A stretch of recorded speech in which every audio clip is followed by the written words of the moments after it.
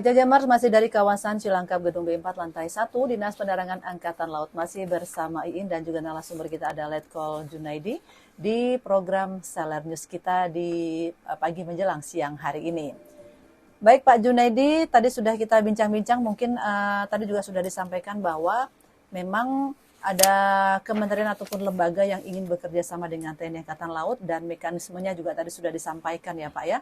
Nah ini bagaimana nih, bagaimana mekanisme dalam pembentukan NK dan perjanjian kerjasama menurut Perkasal begitu Pak?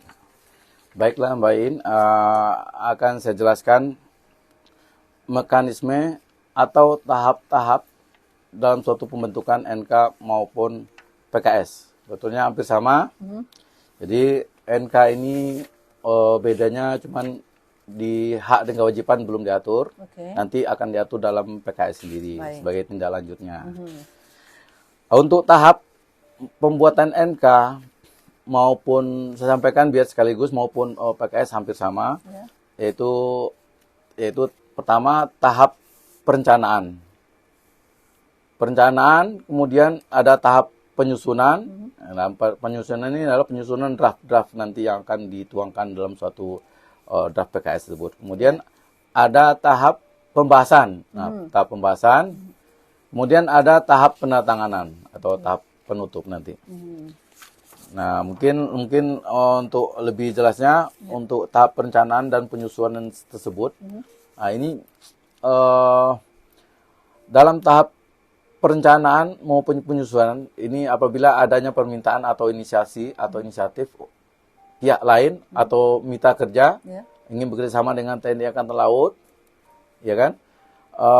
Tentunya ada suatu surat permohonan, tentunya dari permohonan tersebut akan dikaji apakah kerjasama yang diajukan tersebut akan membawa dampak bagus buat kita atau bermanfaat buat TNI Angkatan Laut sendiri.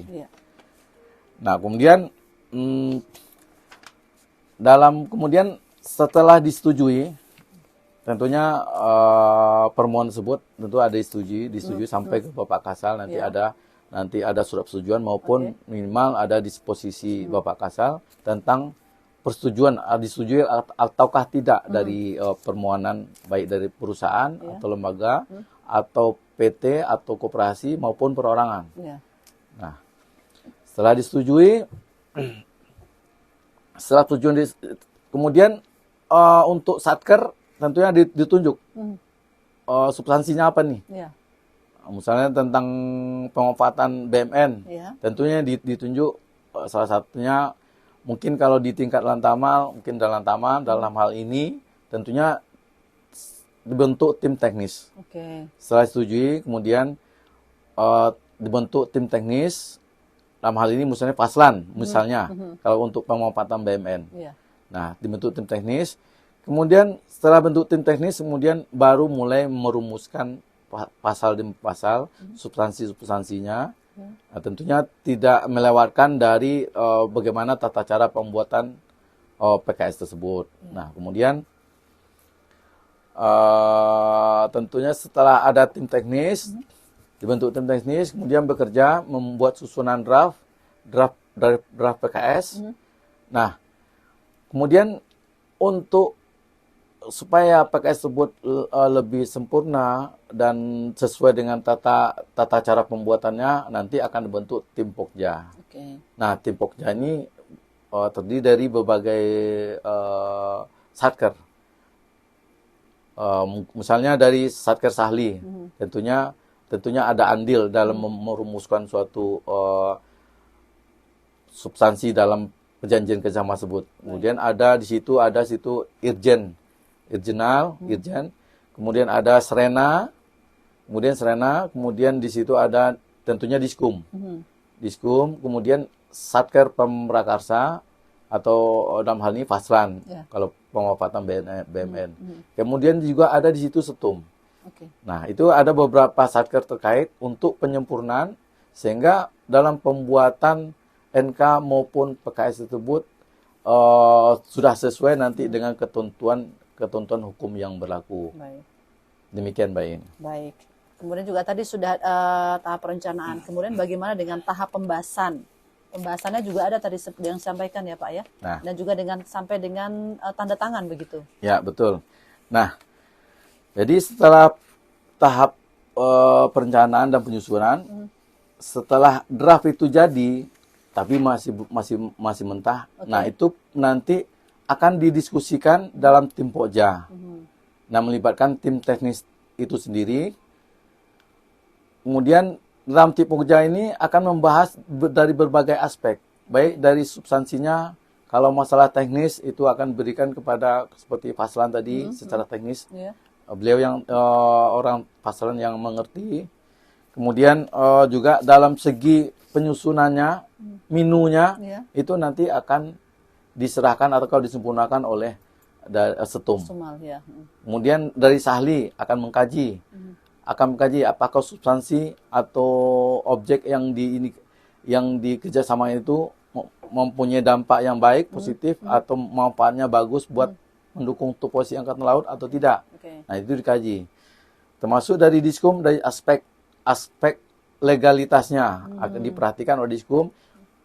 Misalnya, apakah objek yang dikerjasamakan itu halal? Nah, terkait dengan tadi syarat sah, salah satu syarat sahnya perjanjian halal. Apakah objeknya itu, kemudian apakah yang membuatnya itu cakap, apakah sesuai dengan prosedur, diberikan kewenangan atau didelegasikan dalam penandatanganannya, nah, oleh Bapak Kasal dalam bentuk sprint. Nah, itu.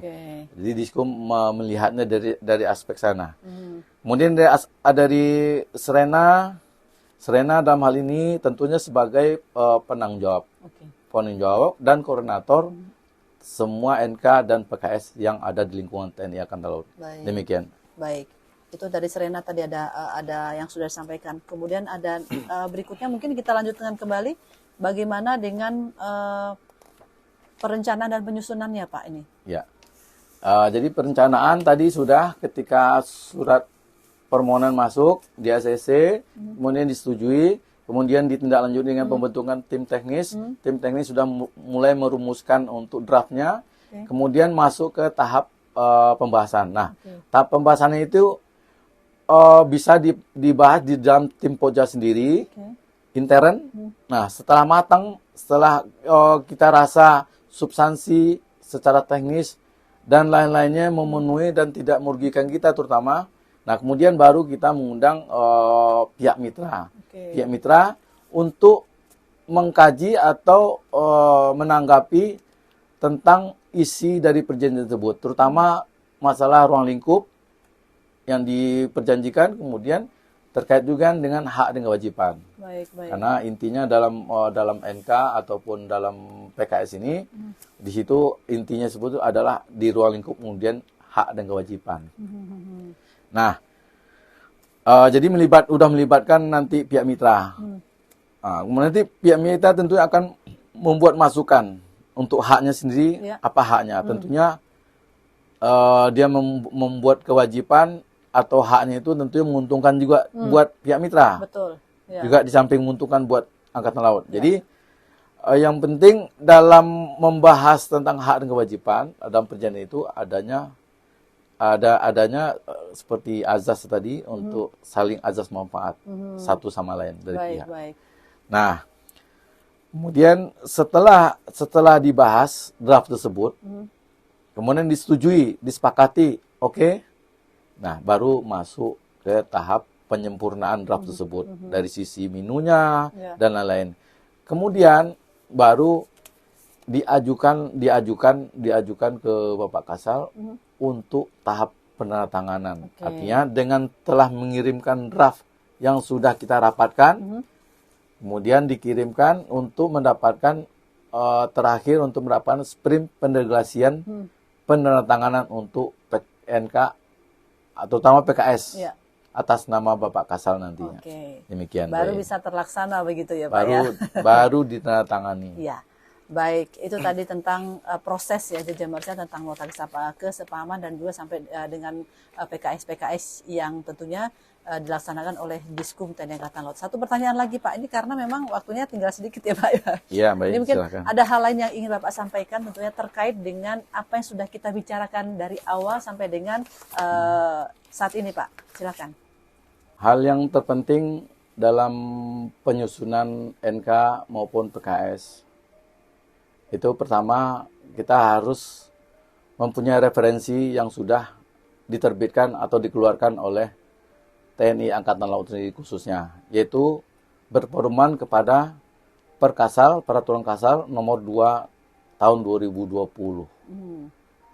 Sehingga dengan harapan produk PKS yang kita keluarkan atau PKS yang kita keluarkan itu sempurna sesuai dengan mekanisme yang sudah diatur, secara hukum tidak cacat. Nah, kemudian yang terutama sekali tentunya dalam PKS itu tentunya ada keuntungan manfaat yang diambil oleh Angkatan Laut sendiri, terutama dalam melaksanakan membantu tupoksi TNI Angkatan Laut sendiri. Oke. Demikian. Baik, terima kasih informasinya Pak di kebersamaan kita di program Saler News hari ini.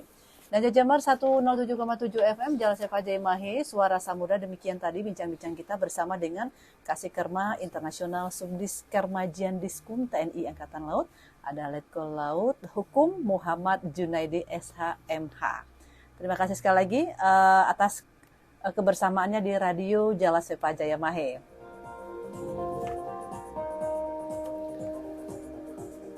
Dengarkan terus Radio JJM Suara Samudra di 107,7 FM Jalan Sefa Jayamahe. Justru di laut kita jaya.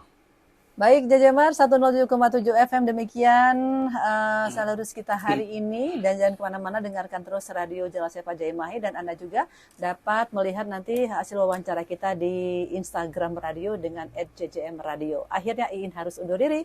Salam Jalan Sefa Jayamahe, justru di laut kita jaya.